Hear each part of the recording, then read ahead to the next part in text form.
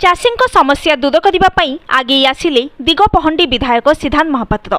आज सकाळु प्रथमे छेलीगढ़ प्रकल्पर विभिन्न स्थान चाकुंडापल्ली बालीपाट बाबुलीबंधगढ़ सामंतरापुर थैथान होइथिबा विस्थापित मानक समस्या सहित चलित वर्ष किभली चाषी पानी पाई परिबे से नहीं परिदर्शन करी जंत्री अधिकारी सहित आलोचना करी प्रकल्प स्थिति समीक्षा करिसेंती। परे घोड़ाहाड़ डैम परिदर्शन करथिले। परिदर्शन समय गजपति जिलापाल छेलीगढ़ घोड़ाहाड़ अधिकारी एवं दिगपहंडी तहसीलदार समेत बहु सरकारी कर्मचारी उपस्थित थिले। किभली चलित वर्ष चाषी पानी पाई परिबे से नहीं समस्त अधिकारी सहित आलोचना करने सहित किभली खूब शीघ्र प्रकल्प कार्य शेष होई विस्थापन समस्या दूर हेबो से नहीं आलोकपात होइथिला।